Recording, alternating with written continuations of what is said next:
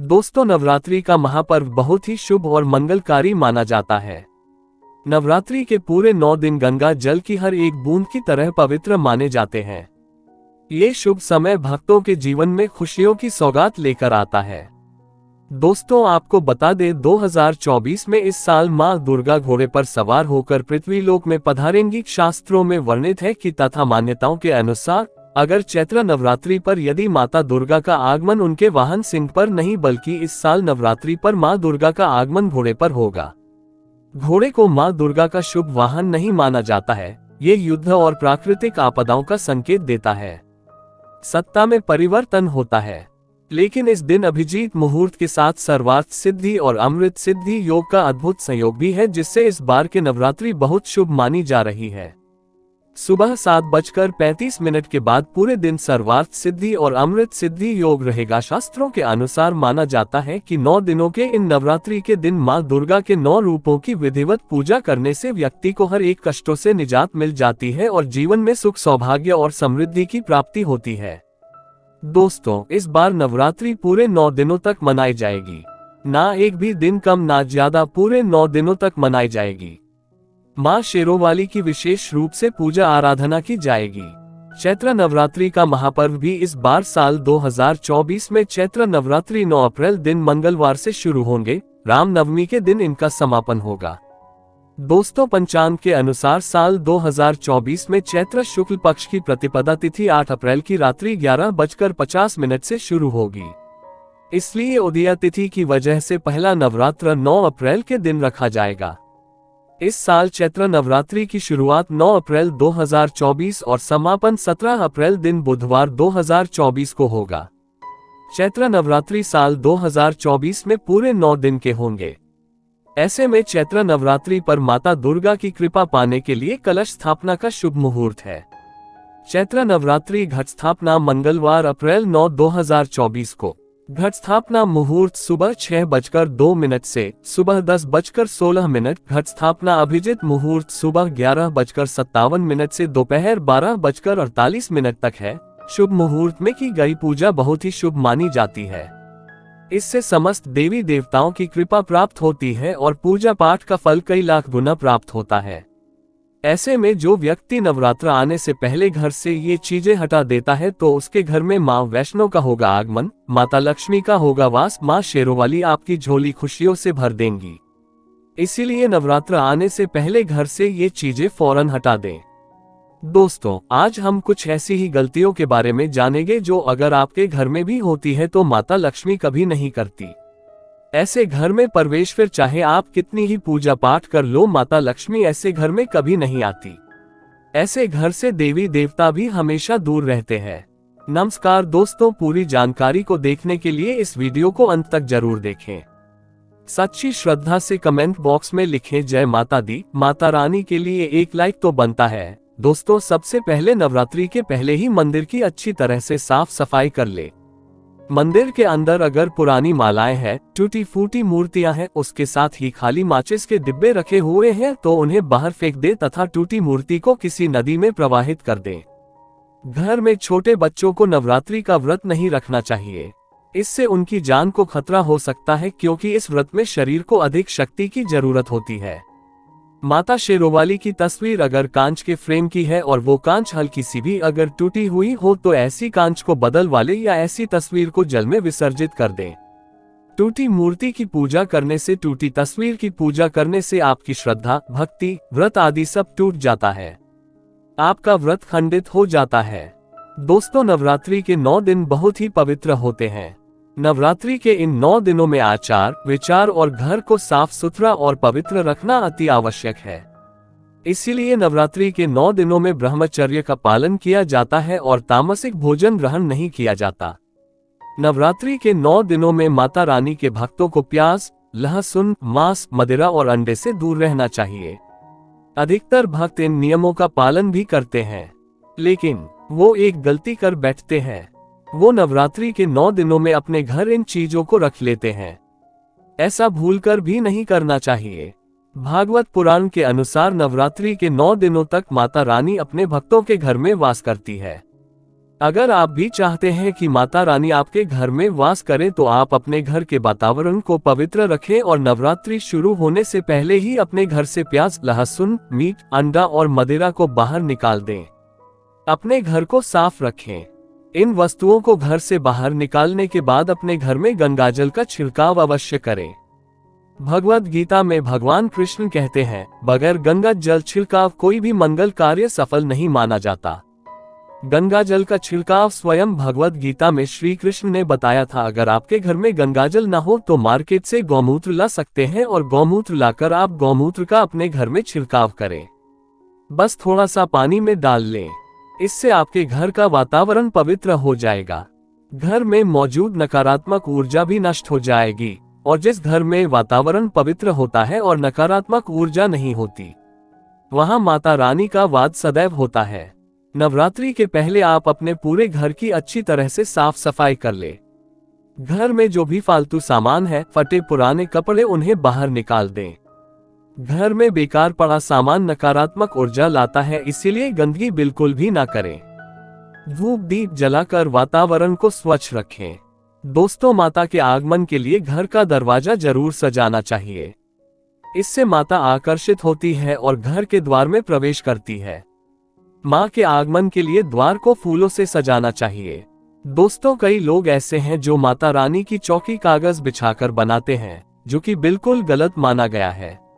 माता की चौकी के लिए आप नीचे लाल कपड़ा ही बिछाए। काला कपड़ा और सफेद कपड़ा भूलकर भी नहीं बिछाना चाहिए। ध्यान रखें, कपड़ा फटा भी नहीं होना चाहिए। दोस्तों, अगर आपके घर में देवी देवताओं की खंडित मूर्तियां या फटा हुआ चित्र अगर हो तो उसे किसी पवित्र नदी में विसर्जित कर दी, क्योंकि ऐसी मूर्तियां और चित्र दुर्भाग्य लाती है। देवी देवताओं की खंडित मूर्ति की पूजन ना करें और ना ही उन्हें घर में रखें, क्योंकि उन्हें घर में रखना बुरा माना जाता है। दोस्तों, वहीं अधिकतर लोग अपनी छत पर या अपने घर के मुख्य दरवाजे के आसपास कबाड़ इकट्ठा कर देते हैं। ऐसा करना अशुभ माना जाता है। अगर आपने भी अपने घर में घर के मुख्य दरवाजे पर या छत पर या फिर खासकर घर के उत्तर दिशा में कबाड़ इकट्ठा कर दिया है, तो नवरात्रि शुरू होने से पहले उस कबाड़ को घर से बाहर निकाल दें। दोस्तों, यदि आपके घर कोई भी बंद घड़ी है तो नवरात्रि शुरू होने से पहले उसे अपने घर से हटा दें और नई घड़ी ले आए या उसकी मरम्मत करवा लें। गली को प्रगति का प्रतीक माना जाता है। बंद घड़ी समय से पीछे चलने वाली हमारी प्रगति में बाधा डालती है। इसीलिए नवरात्रि शुरू होने से पहले ही आप बंद घड़ी को घर से बाहर निकाल दें। दोस्तों, अगर आपके घर के मंदिर में किसी भी तरह का कोई फालतू सामान रखा है, जैसे कि सड़े गले फूल, अगरबत्ती, धूपबत्ती के डिब्बे या माचिस आदि के डिब्बे या कोई भी खाली पैकेट मंदिर में ना रखें, या फिर कोई फटी पुरानी धार्मिक पुस्तक या भगवान की कोई भी पुराने कपड़े जो फट गए या मुकुट माला जो खराब हो गई है, तो उन्हें आप जितना जल्दी हो सके अपने मंदिर से हटा दें। नवरात्रि से पहले आप अपने मंदिर की और मंदिर के आसपास की साफ सफाई अवश्य ही करें, तभी माता रानी की चौकी स्थापित करें। इसके साथ ही आप अपने धन रखने के स्थान की सफाई भी अवश्य करें, क्योंकि नवरात्रि के दौरान माता लक्ष्मी भी गृह प्रवेश करती है। धन रखने के स्थान पर किसी भी तरह का कोई भी फालतू सामान, टूटा हुआ सामान ना रखें। धन रखने के स्थान को मंदिर की तरह ही साफ रखें। नवरात्रि के दौरान माता रानी की पूजा में कौड़ियों को शामिल करें। माता रानी के साथ साथ रोजाना कौड़ी का भी पूजन करें। इसके बाद आप कौड़ी को धन रखने के स्थान पर रख दें। ऐसा करने से बरकत हमेशा होती है। अगर आपके पास पुराने जूते चप्पल इकट्ठे हो गए हैं तो नवरात्रि से पहले उन्हें घर से बाहर निकाल दें। पुराने जूते चप्पल की अशुभता के कारण ही घर में नकारात्मक ऊर्जा आती है और घर में अशांति और कलह का माहौल रहता है। नवरात्रि आने से पहले घर से ज्यादा निकालना ना भूलें। अगर जिस घर में जाला होता है उस घर में माता रानी का भी वास नहीं करती। साथ ही साथ टूटे फूटे बर्तन अगर घर में पड़े हैं या टूटा हुआ आईना भी अगर घर में हो तो उसे भी निकाल दें। घर में टूटे फूटे ईंट पत्थर भी नहीं रखना चाहिए, इससे माता लक्ष्मी नाराज हो जाती है। अब हम जानते हैं नवरात्रों के दौरान क्या नहीं खाना चाहिए और क्या नहीं पीना चाहिए और कौन सा फल खाने से व्रत संपूर्ण और सफल हो जाता है। दोस्तों, हमारे चैनल को सब्सक्राइब जरूर करें और इस बेल आइकन को दबाना ना भूलें। तो आइए शुरू करते हैं दोस्तों। नवरात्रि के दिन सेब जरूर खाना चाहिए। शास्त्रों में बताया जाता है कि भगवान के भोग में सेब आदि जरूर अर्पित किया जाता है। अगर आपका व्रत है तो आपको सेब जरूर खाना चाहिए। केला, पपीता, तरबूज और मीठे अंगूर जरूर खाना चाहिए। इन फलों से व्रतधारी को शक्ति मिलती है और व्रत संपूर्ण हो जाता है। शास्त्रों में बताया जाता है कि नवरात्रों के दिनों में सीताफल जरूर खाना चाहिए। सीताफल खाने से 10 ऐसी बीमारियां हैं जो खत्म हो जाती है। माना जाता है कि नवरात्रों के दिनों में सीताफल का घर में प्रवेश होना बड़ा ही शुभ माना गया है। सीताफल खाने से नवरात्रि का व्रत सफल हो जाता है, क्योंकि इसमें माता सीता का आशीर्वाद मिला हुआ होता है। नवरात्रि के दौरान इसे जो भी खाता है उसे दुखों का सामना नहीं करना पड़ता। सीताफल आपको जरूर खाना चाहिए। दोस्तों, नवरात्रों में व्रतधारी को डब्बाबंद लस्सी, डिब्बाबंद जूस नहीं पीना चाहिए।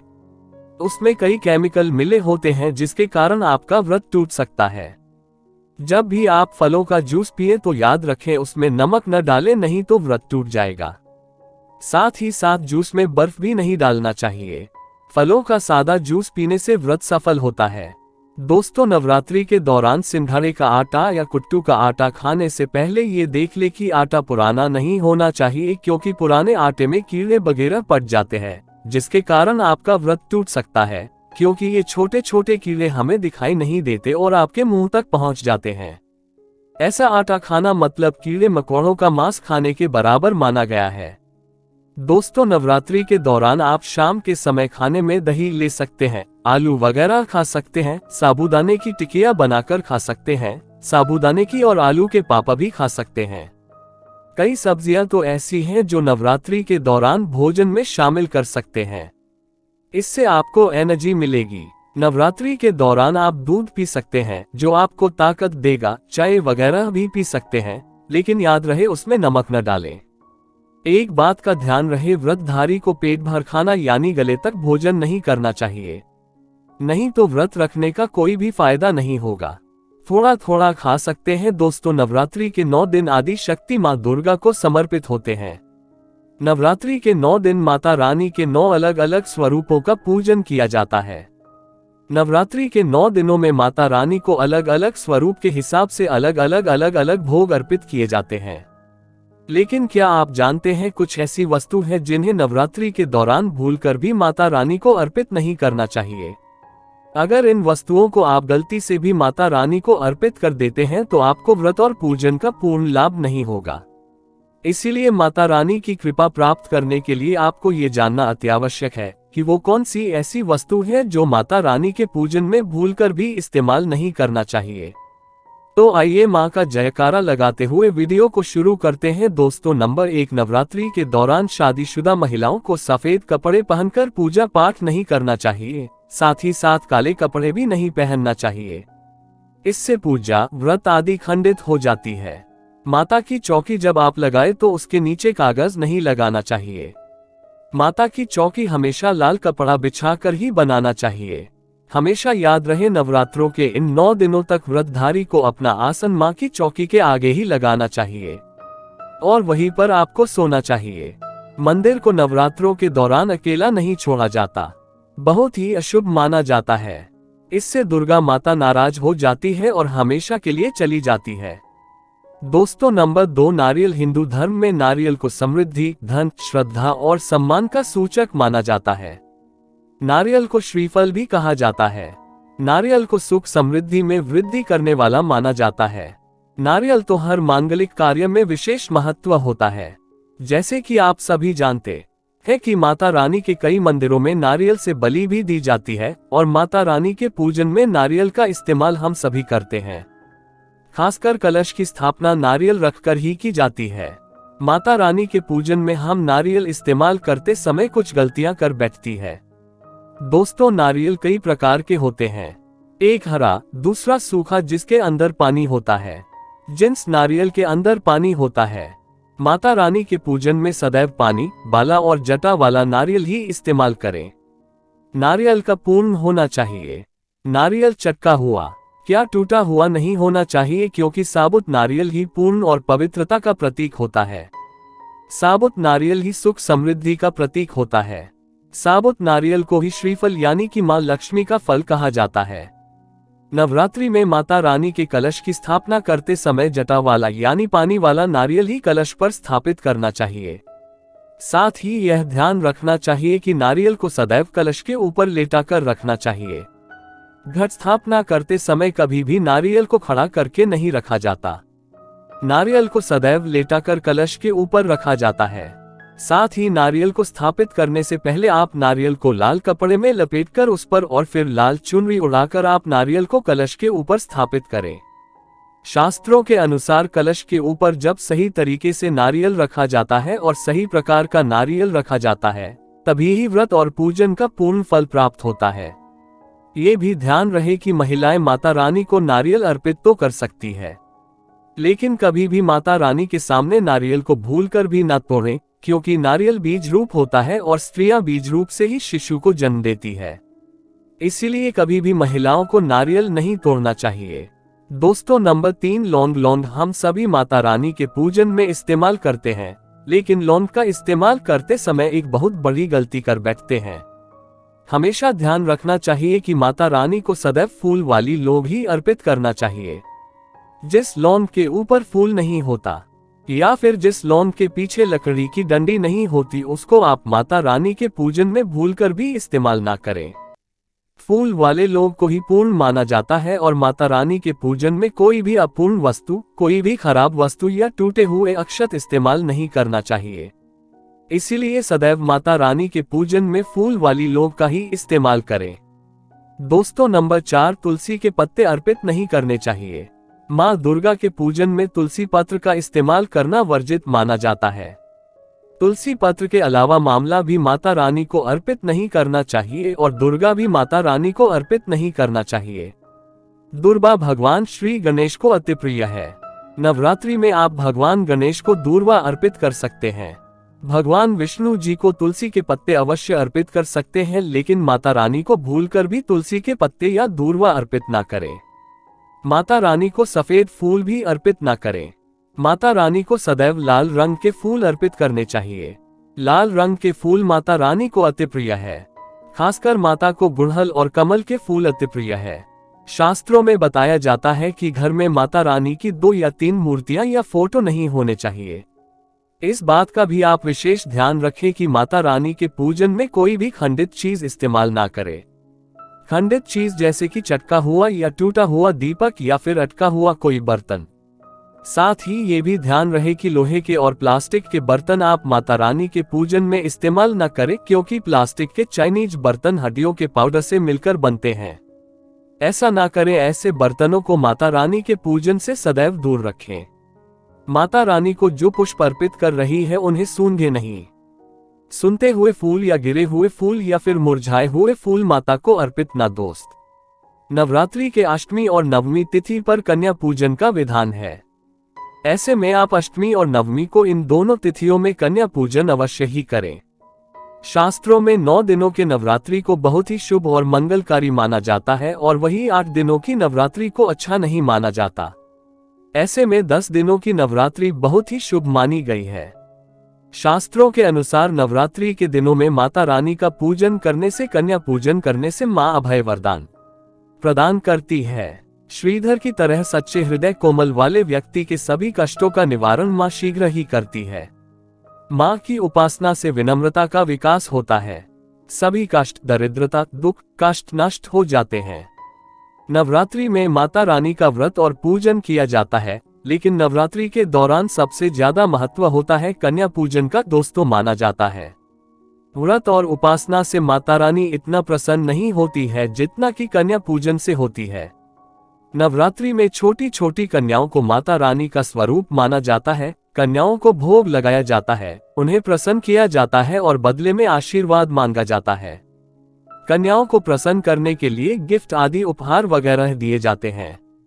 माना जाता है अगर कन्या को कोई भेंट दी जाए और वो उसे खुशी खुशी स्वीकार कर ले तो इसका मतलब है माता रानी अर्थात माता वैष्णो ने वो भेंट स्वीकार कर ली। जिन पर कन्याएं प्रसन्न होती है तो समझो उन्हें माता रानी का आशीर्वाद मिल गया और माता रानी की कृपा से उन्हें मुंहमांगा वरदान प्राप्त होता है। नवरात्रि में 2 साल से लेकर 10 साल तक की कन्या का पूजन होना चाहिए। अष्टमी अथवा नवमी को कन्याओं के पैर धोकर भोजन कराना, उपहार आदि देना श्रेष्ठ माना जाता है। दोस्तों, कैसे करें कन्याओं का स्वागत? कन्या जब आपके घर आए तब सभी के पैरों को दूध और पानी से उनके पैरों को धुलाना चाहिए। फिर उसके बाद कन्याओं को किसी साफ जगह पर जमीन पर कपड़ा बिछाकर बैठाना चाहिए। उनके माथे पर अक्षत, फूल और कुमकुम लगाना चाहिए। फिर उसके बाद भोजन ग्रहण करवाना चाहिए। लेकिन हमेशा याद रहे, कन्याओं की थाली में 3 पूरियां कभी ना रखें। इसे शुभ नहीं माना जाता। 3 पूरियां तथा 3 रोटियां मरने वाले व्यक्ति के लिए निकाली जाती है और जेल में कैदियों के लिए दी जाती है। ऐसे में कन्याओं को उनकी थाली में 3 पूरी कभी ना दे, लेकिन 1-2 करके पूरियां दे सकती है। इससे 3 संख्या बढ़ जाती है। दोस्तों, कन्याओं को खाना खिलाने के बाद अंत में कन्याओं के सर पर लाल चुन्नी उड़ाना चाहिए और भोजन में आपको खीर, पूरी, हलवा, चना तथा आलू की सब्जी, छोले वगैरह की सब्जी खिलाना चाहिए।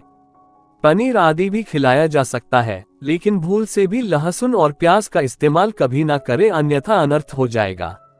अक्सर कई लोग कन्याओं को कुरकुरे का पैकेट, चिप्स वगैरह का पैकेट खिलाते हैं, जो कि घोर अनर्थ माना जाता है, क्योंकि इसमें लहसुन, प्याज का इस्तेमाल होता है, जिसके कारण आपका व्रत खंडित हो सकता है। माँ दुर्गा क्रोधित हो सकती है। जहां आपने 9 दिनों तक लहसुन प्याज का परहेज किया, लेकिन आपकी एक गलती पूरे व्रत को खंडित कर सकती है।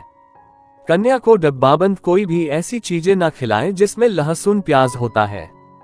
कई चीजें तो ऐसी होती हैं मार्केट में जिसके अंदर लहसुन प्याज का इस्तेमाल होता है।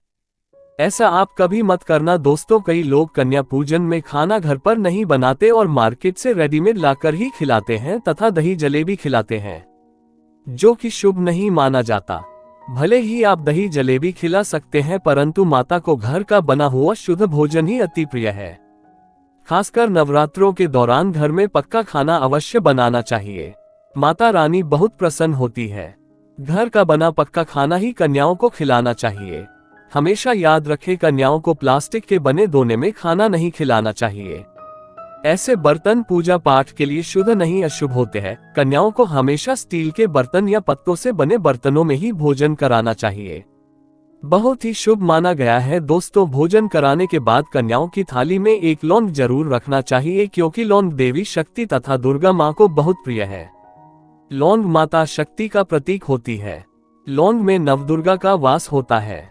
इन 9 दिनों में माता रानी को लौंग का भोग ही लगाया जाता है। इसीलिए कन्याओं को थाली में चुपचाप एक लौंग जरूर रख दें। आपका भाग्य चमक जाएगा। माता लक्ष्मी आपके जीवन में धन की कोई भी कमी नहीं होने देगी। आपको बता दें, कन्या को उपहार में क्या दें।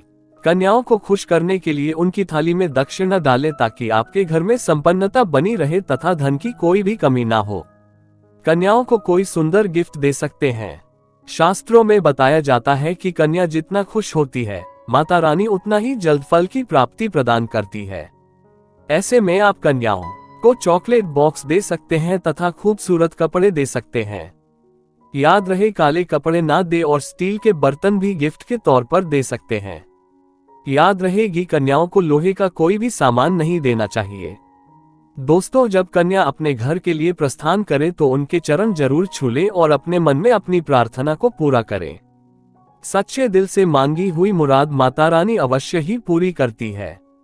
दोस्तों, आप में से कौन कौन चाहता है माता रानी को अपने घर पर बुलाना, तो सच्चे दिल से कमेंट बॉक्स में लिखें। माँ हमारे घर जरूर पधारे, माता रानी के लिए एक लायक तो बनता है। जय माता दी।